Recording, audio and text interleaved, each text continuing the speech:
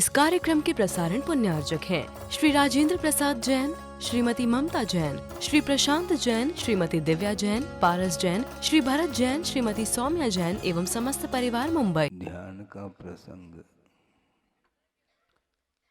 आगम ग्रंथों में मिलता है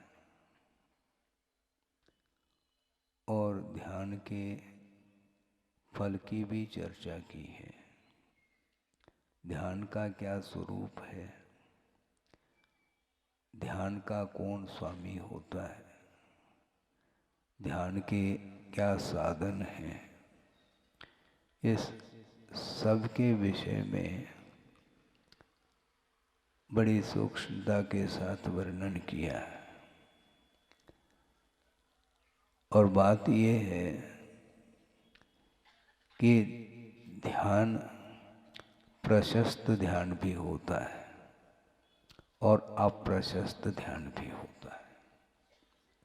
अप्रशस्त ध्यान का अर्थ है जो आर्ध्यान रौद्र ध्यान है, ये संसार के लिए कारण है और परे मोक्ष हेतु धर्म ध्यान और शुक्ल ध्यान ये मुक्ति के लिए कारण है।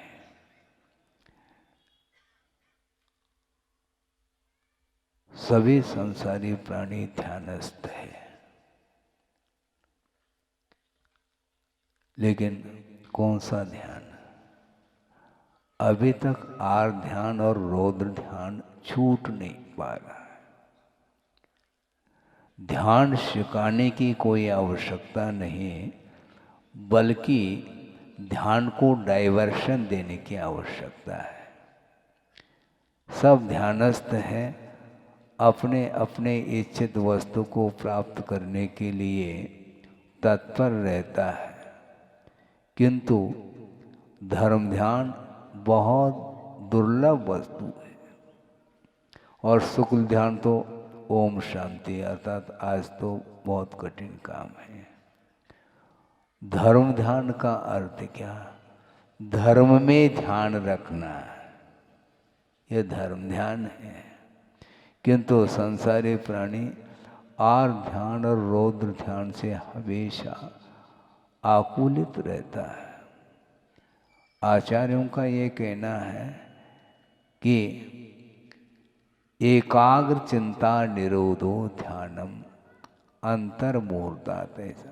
अंतर मुहूर्त के लिए वह ज्ञान स्थिर हो जाए, उसका नाम ध्यान है, जो कि वह शुक्ल ध्यान के रूप में है। तो अंतर मुहूर्त में केवल ज्ञान को प्रकट करने की क्षमता उस शुक्ल ध्यान में हुआ करती है, जिसको आध्यात्मिक दृष्टि से शुद्धोपयोग का रूप दिया है। और धर्म ध्यान करने के लिए जो सामग्री बताई है वो अलग है। और इष्ट वियोग, अनिष्ट संयोग, पीड़ा, चिंतन, निदान, ये सारे आर ध्यान की फैकल्टी है। और रौद्र ध्यान तो इससे बड़ा और बड़ा रूप है। आर ध्यान की सीमा कहाँ तक है आप ध्यान से सुनेंगे। आर ध्यान की सीमा प्रथम गुणस्थान से लेकर के छठे गुणस्थान तक कहा है। मतलब आर ध्यान की चपेट में श्रवण भी आता है, ये ध्यान रखो। श्रावक की तो बात दूर की बात है, श्रवण भी कुछ ऐसे प्रसंग आते हैं जिनमें आर ध्यान का अनुभव उन्हें भी होता है। महाराज कैसा होता है इसका स्पष्टीकरण तो देव।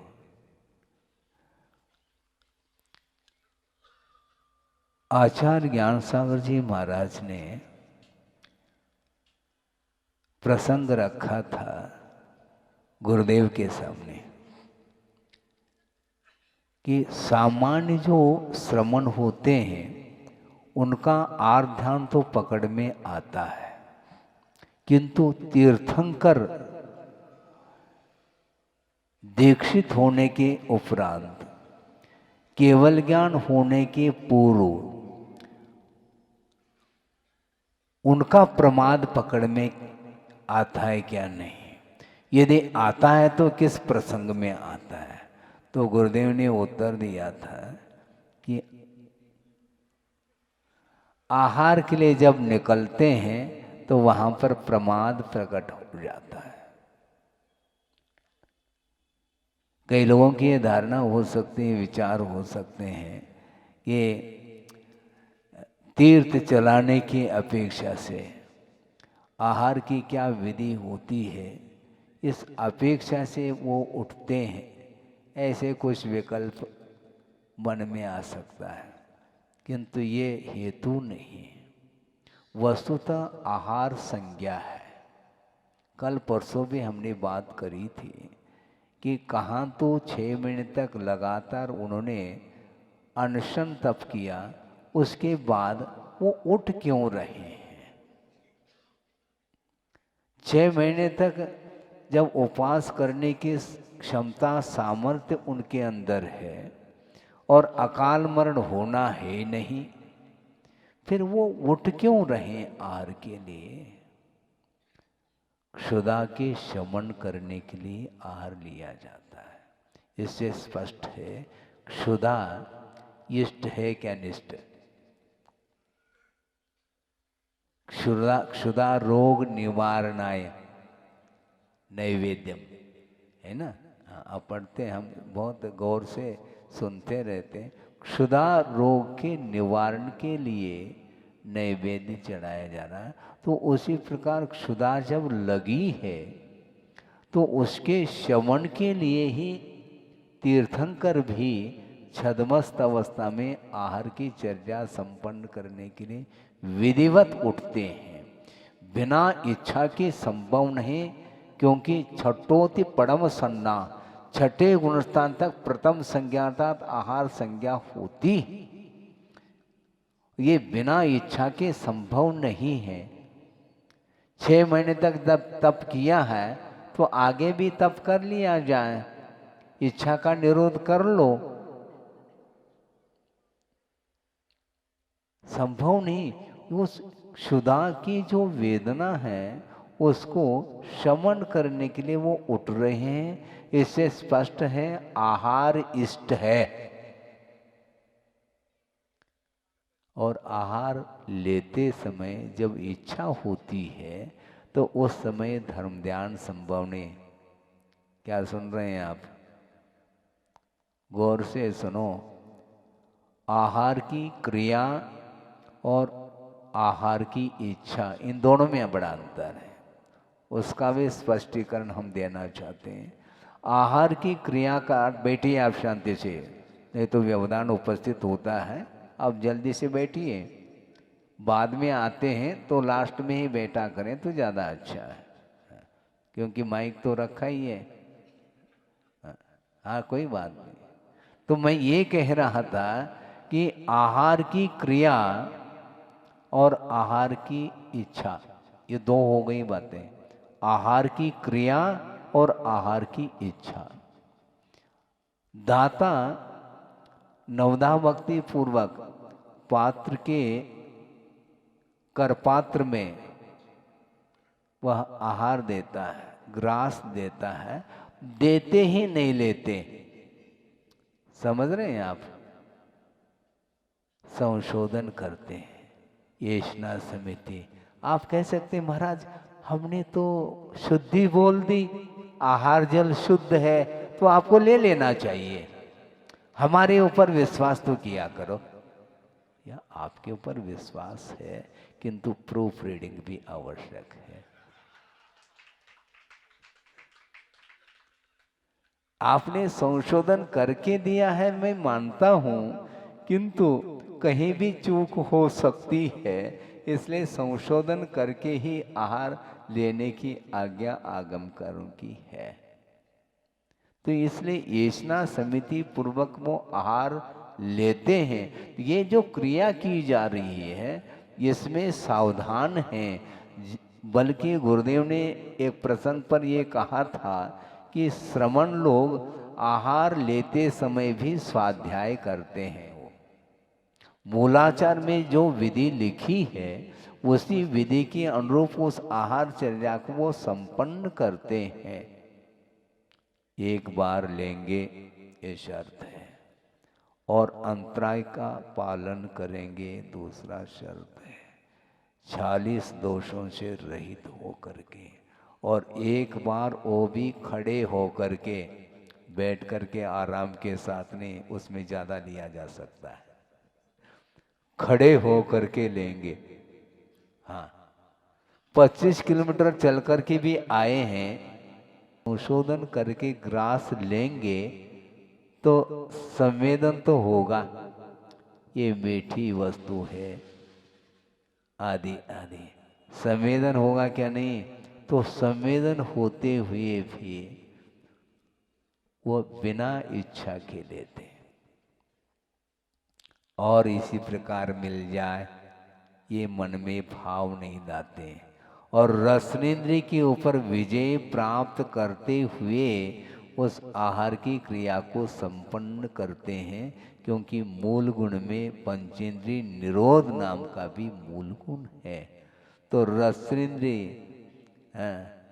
मीठी मीठी वस्तु मिल रही है और बड़े आदर और भक्ति के साथ दिया जा रहा है, तो इधर लेते ही चले जाएं ऐसा संभव नहीं। लेंगे तो सही, किंतु संयम के पालन करने के उद्देश्य को लेकर के ही उस आहार को वो ग्रहण करते हैं। संयमठम, संयम के लिए, स्वाध्याय के लिए, तप आदि विशिष्ट करने के लिए, रत्नत्रय की आराधना के लिए उस आहार को आगम के अनुरूप वो लेते हैं, किंतु लेने की जो इच्छा है वह धर्म ध्यान नहीं है। सुनो, लेने की इच्छा धर्म ध्यान नहीं। यदि इसको आप धर्म ध्यान मानते हैं तो प्रश्न ये खड़ा होता है, तो फिर एक ही बार क्यों लें? 3-4 बार ले लें ताकि 3-4 बार धर्म ध्यान करने का अवसर आ जाएगा अपन को। इससे स्पष्ट है कि वह धर्म ध्यान के लिए आहार लिया जाता है, न कि लेना मात्र धर्म ध्यान है। आप सोचो तो गुरुदेव ज्ञान सागर महाराज ने कहा था कि प्रमाद की अभिव्यक्ति तीर्थंकरों को कब होती है? तो आहार चर्चा करते समय। इससे स्पष्ट है यह आर ध्यान का रूप है। हालांकि आर ध्यान की जो वैरायटी है वो बहुत सूक्ष्म है, इसके उपरांत भी उसको हम धर्म ध्यान नहीं कह सकते। तो ऐसी स्थिति में धर्म ध्यान करना कितना कठिन कार्य है। जगह जगह हम ध्यान के केंद्र खोल रहे हैं, तो आचार्य कहते हैं केंद्र खोलने की क्या आवश्यकता है? कहीं भी बैठो मन केंद्रित होना चाहिए, जिसका नाम ध्यान है। रिलैक्स का नाम धर्म ध्यान नहीं। आप दिन भर काम करते ही एक्सर्शन हो गया और शवासन लगा दो, ध्यान हो जाएगा। रिलैक्स, रिलैक्स का नाम धर्म ध्यान नहीं। ध्यान अलग है। विषयों से हट करके मन पंच परमेष्टि में केंद्रित हो जाए, अथवा शुद्ध परमात्म तत्व में यदि वह टिक जाए, उसका नाम धर्म ध्यान है, ऐसा कहा। धर्म ध्यान करने के लिए कोई शर्त नहीं है। किसी भी वस्तु को हम ध्यान का विषय बना सकते हैं, किंतु शर्त यह है कि वीतरागो भवेत योगी, ऐसा कहा। योगी को यू वीतरागी होना चाहिए। कोई भी पदार्थ हो, किसी भी पदार्थ को वह ध्यान का विषय बना सकता है। जम किंच विचिंतन तो किंतु निरीह विद्धि हवे जहा साधु, ऐसा कहा। कोई इच्छा नहीं किसी भी पदार्थ को, क्योंकि पदार्थ के स्वरूप की ओर जब दृष्टि जाती है तो उसमें हर्ष विषाद समाप्त हो जाता है। गुरुदेव ने बहुत अच्छी बात कही थी, वह ये है कि 2 प्रकार से द्रव्य का, पदार्थ का चिंतन किया जाता है। पदार्थ का एक द्रव्य दृष्टि से अर्थात स्वरूप की दृष्टि से और एक पर्याय की दृष्टि से। लेकिन दोनों दृष्टि से चिंतन करने से लाभ क्या है यह भी स्पष्ट किया है।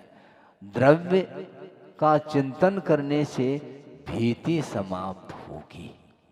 क्यों? द्रव्य अविनश्वर है, वह मिटने वाला नहीं। तो मरण किसका? मरण के प्रति जो भीति है वह समाप्त होगी, क्योंकि द्रव्य मिटता नहीं, पर्याय मिटती है। द्रव्य अविनश्वर है, अविनश्वर है तो किस बात की भीति? टिक जाता है। और पर्याय का चिंतन करने से वैराग्य उत्पन्न होता है, क्योंकि पर्याय नश्वर है, अविनश्वर जब नहीं है तो उसका उपभोग हम क्यों करें? प्रति समय पदार्थ मिट रहा है।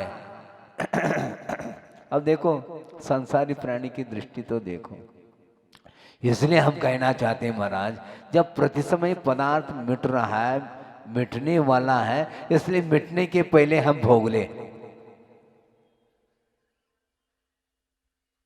क्योंकि मिटना ही है, आज नहीं कल मिटना है, इसलिए पहले से हम उसका उपभोग कर लें, ऐसा वह सोचता, ये ठीक नहीं है। पर्याय नश्वर है, शाश्वत नहीं है। अपनी अपनी बार जब कहा है तो आप मरण से डरते क्यों हो? मरण से डरो नहीं, क्योंकि डरने से, मृत्यु से छुटकारा नहीं मिल सकती, और मोक्ष को चाहने से मोक्ष का लाभ नहीं हो सकता। चाहने मात्र से मिल जाए तो सभी चाहते हैं, कौन नहीं चाहता मुक्ति? चाहते हैं कि नहीं? लेकिन मुक्ति तब मिलेगी जब गोलगंज को मुक्ति मिलेगी। पक्की बात है। आप छिंदवाड़ा में रह करके उसमें भी पहले तो निवेदन करते हैं महाराज छिंदवाड़ा, अच्छा छिंदवाड़ा आने के बाद फिर गुलाबरा, फिर चैत्यालय, बिल्कुल ठीक है, भावना रखनी चाहिए, इसमें क्या दिक्कत है? हाँ बिल्कुल, ये भाव रहता है, कोई बाधा नहीं। यह भी धर्म ज्ञान के लिए कारण है, नहीं समझे? हाँ।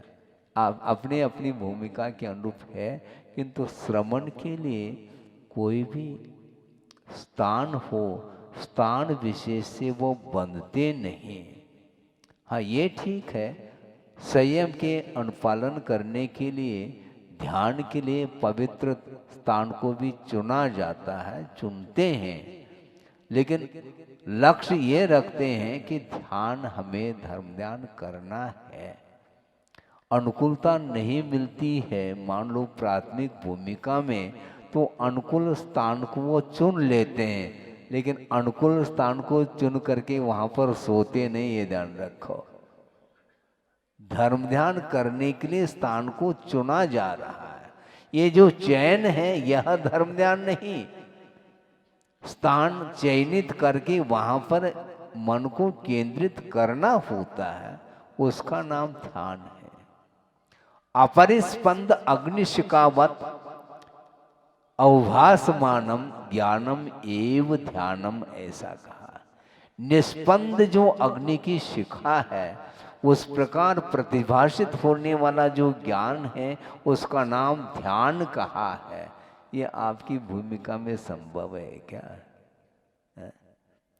उपदेश देते समय भी क्षण क्षण में आपका उपयोग इधर उधर जाता है, और बीच में कहना पड़ता है ध्यान से सुने, गौर करें। इसका अर्थ अन्यत्र जाता रहता है। ये पेंडुलम जानते हैं आप? हाँ, घड़ी का, आज वो बहुत कम उपयोग में आते हैं, लेकिन वो है। उसी प्रकार मन जो है वह पेंडुलम की भांति वह अस्थिर रहता है। उसको स्थिर करने के लिए ही ये सब पुरुषार्थ है कि वस्तुतः बाहरी जो कुछ भी भौतिक जो पदार्थ हैं, उनका आकर्षण जब तक समाप्त नहीं होगा तब तक ध्यान की बातें हो सकती हैं, ध्यान नहीं हो सकता है। ध्यान की बात करो, किंतु ध्यान से करो। ध्यान की बात तो हम कर लेते हैं, किंतु ध्यान हमारा फिर भी बाहर ही चला जाता है। स्रोत क्या है? आत्मा का आनंद किसमें आएगा? सोचो, विचार करो, किसमें आता है? सब कुछ अनुकूल हो फिर कौन सा ध्यान होगा, हमें बताओ आप। वातानुकूलित हो फिर आप ध्यान करेंगे, ये सब क्या है? प्रतिकूलता में ही समता की परीक्षा है, अनुकूलता में क्या परीक्षा है? भोजन करने के लिए बैठ गए, भोजन करने के लिए भोजन कर रहे हैं, और मान लो परोसने वाला आ गया तो बस बस कह देता, लेकिन परोसने के बाद कह देता बस बस, पहला नहीं कहता। वो बहुत चतुर रहता, एक हाथ से वो मना करता, बस बस डालते जाओ, बस बस बस कहता वो। हाँ, बहुत कठिन है ये। इच्छा को रोकना यह तप माना गया है। क्या? यह निरोधा तपः, इच्छा का निरोध होना चाहिए। बहुत कठिन काम है महाराज। सब कुछ हो सकता है लेकिन इच्छा का निरोध नहीं हो सकता। धर्म ध्यान करना है तो इच्छा का ही निरोध होता है। इसलिए अलग अलग भूमिकाएं होती हैं आपके लिए, अर्थात गृहस्थ जो धर्म ध्यान करता है उसकी सामग्री अलग है। देव दर्शन करना, पूजन अर्चन करना, अभिषेक करना, जाप आदि करना, ये सारे सारे ये मन को केंद्रित करने के लिए इसको ध्यान की संज्ञा दी है, किंतु वह एकाग्र फिर भी नहीं हो पाता है। जन्म जरा मृत्यु विनाशनाय जलम कहता है, और अगले पल में कहाँ से आ गए, कबे आ गए? ये उसी में फिर अर्घम, वो सब चल रहा है, सब अर्घ ही हो रहा है। अष्ट मंगल द्रव्य है, और वो कौन सा मंगल द्रव्य आ गया बीच में चर्चा कर लेता है वो। ये सब अस्थिरता, एकाग्रता जब एक क्षण के लिए, पूजन के समय पर भी जब एकाग्रता नहीं है, स्वाध्याय के समय पर भी एकाग्रता नहीं है, तो एकाग्रता आएगी कब आपको? इसलिए ध्यान केंद्र खोलना, ये सब ओम शांति। ओम शांति का अर्थ वहां कुछ है ही नहीं। हाँ, शिवचंद्र महाराज हुए आचार्य शिवचंद्र, उन्होंने ध्यान पर ग्रंथ लिखा है ज्ञानार्णव, और उसमें एक प्रसंग दिया है उन्होंने कि ध्यान किसको होता है और किसको नहीं होता। वह श्लोक स्मरण में आ रहा है, धीरे धीरे आ जाए आपके पुण्य के उदय से। आ गया। खपुष्प मथवा श्रृंघम खरस्यापि प्रतीयते, न पुनर्देश कालेपि ध्यान सिद्धिर गृहाश्रमे। गृहस्थ आश्रम में ध्यान की सिद्धि संभव नहीं है।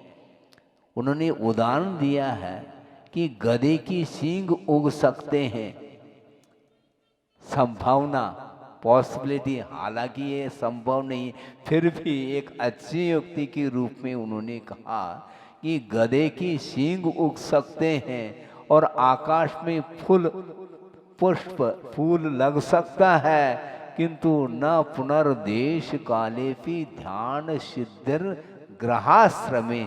गृहस्थ आश्रम में ध्यान की सिद्धि संभव नहीं है।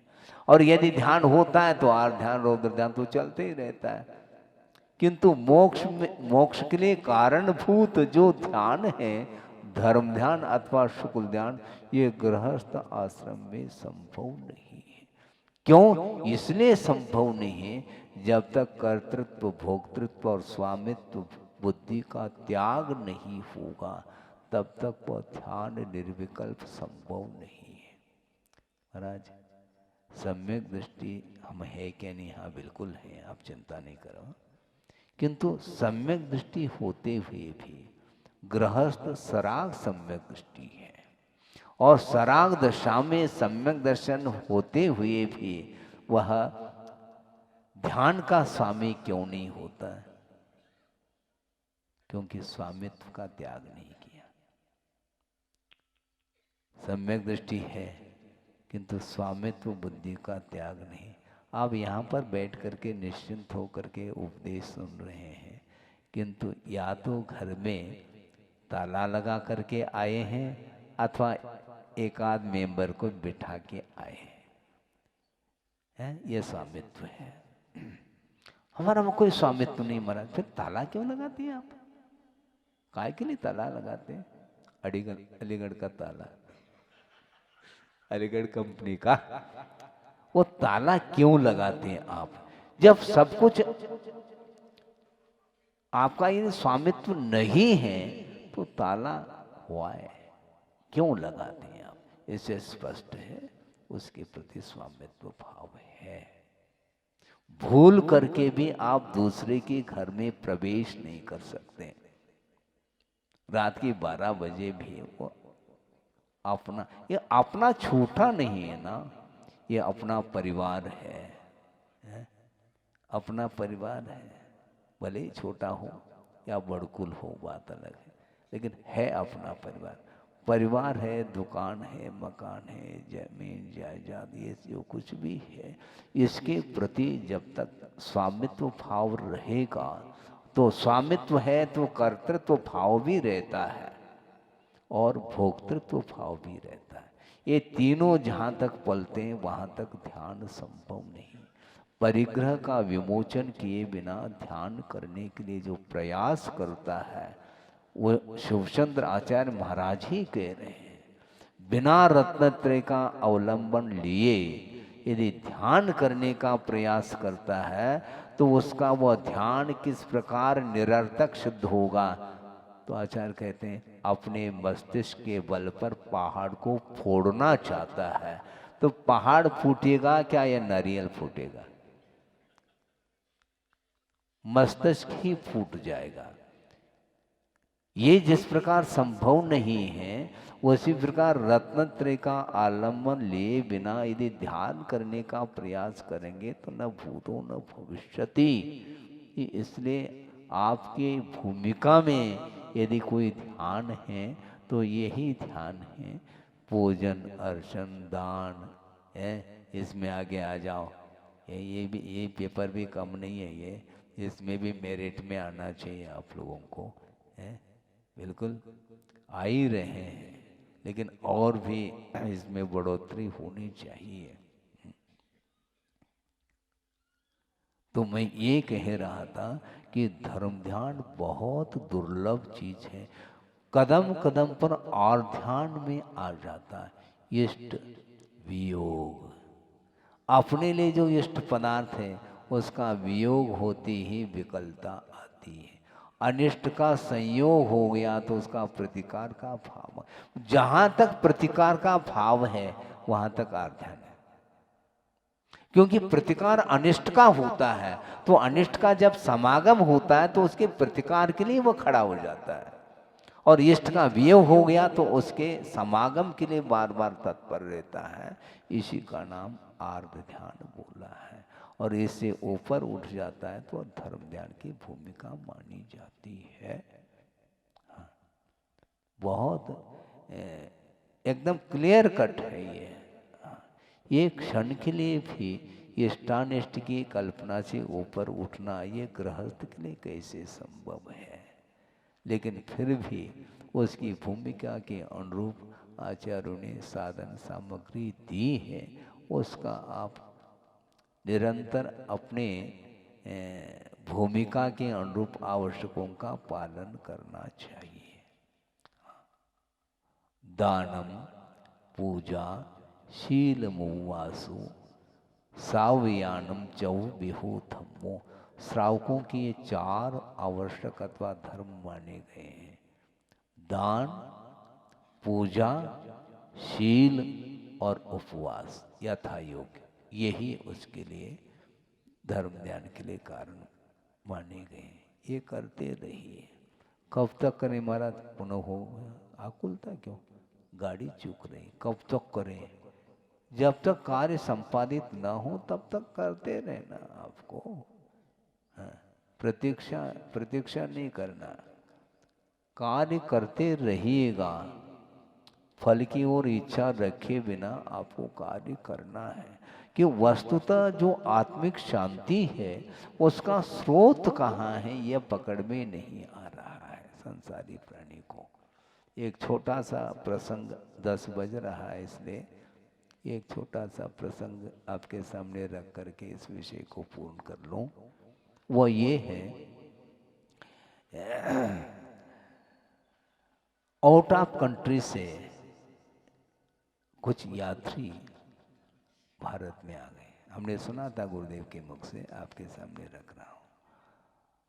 20-25 व्यक्तियों का वह समूह आया है अरब कंट्री से। और अरब कंट्री में पानी की कमी बताते हैं। मुश्किल से उनको पानी में पीने को आदि आदि को मिलता है। यहाँ आने से उनको ऐसा लगा यहाँ पर तो बिल्कुल जहाँ देखो वहाँ पर पानी, बारिश जो होती है वो तो है अलग है, लेकिन फिर भी बिना बारिश के भी पानी देखता है। तो उन्होंने सोचा कि हमें भी टोंटी घुमा दी तो पानी आने लगा। तो उन्होंने सोचा कि कम से कम 10-20 टोंटी को खरीदना है हमें। सुन रहे हैं आप? 10-20 वो गया बाजार, दुकान में गया, क्या क्या भाव है, क्या टोंटी खरीदना है, कितने? हमें कम से कम 20 चाहिए। अच्छी बात है। एक की क्या कीमत है? जो आप कहो हम देने के लिए तैयार हैं। कम से कम जो है 1000 रुपये में एक टोंटी। हाँ ठीक, कोई वादा नहीं है, तुम 1500 ले लो, लेकिन हमें 20 टोंटी हमें दे दो। तो वो सोच रहा तुम क्या करोगे? दुकानदार था ये, कहीं न कहीं ये फंस गया है, कोई वादा नहीं। तुम क्या करोगे?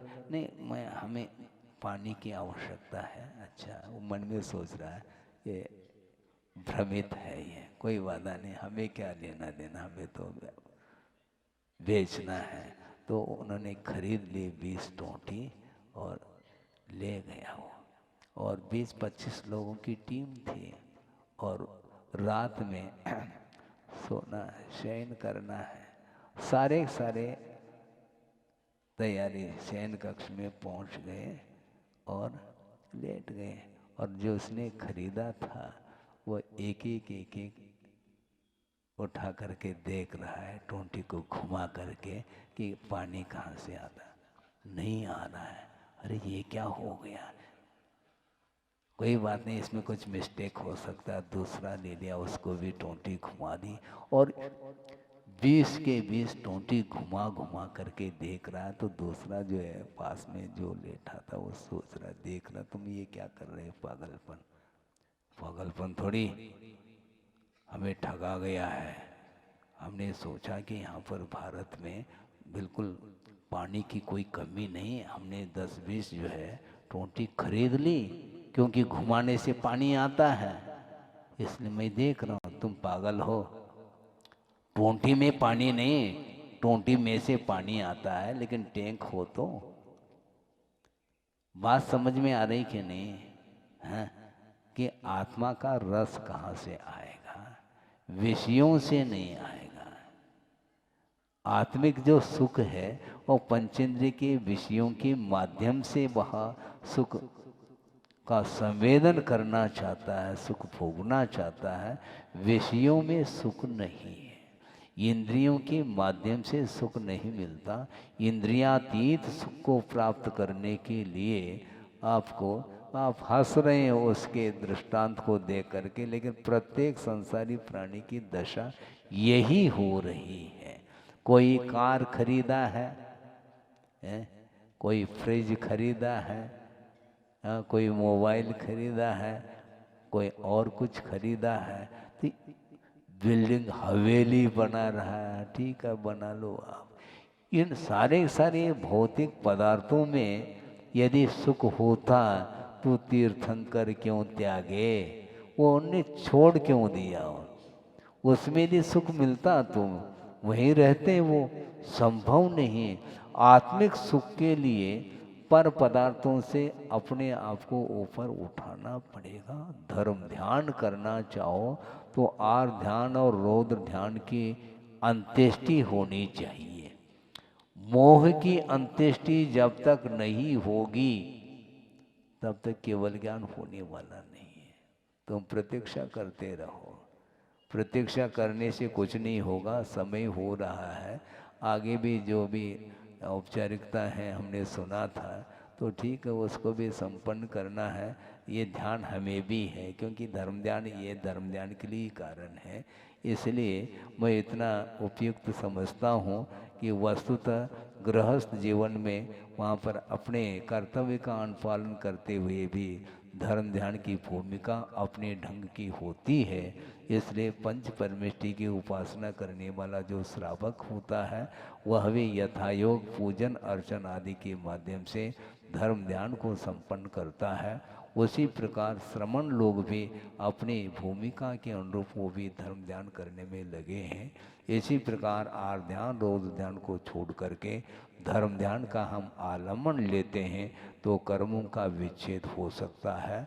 हो इस पवित्र भावना के साथ अहिंसा परमो धर्म की जय। बोधि समाधि परिणाम शुद्धि स्वात्मोपलब्धि शिव शोक सिद्धि चिंतामणिम चिंतित वस्तुदाने त्वां वंदमानस्य ममास्तु देव। परम पूजाचार्य गुरुवर श्री विद्यासागर जी महाराज की। इस कार्यक्रम के प्रसारण पुण्यार्चक श्री राजेंद्र प्रसाद जैन, श्रीमती ममता जैन, श्री प्रशांत जैन, श्रीमती दिव्या जैन, पारस जैन, श्री भरत जैन, श्रीमती सौम्या जैन एवं समस्त परिवार मुंबई।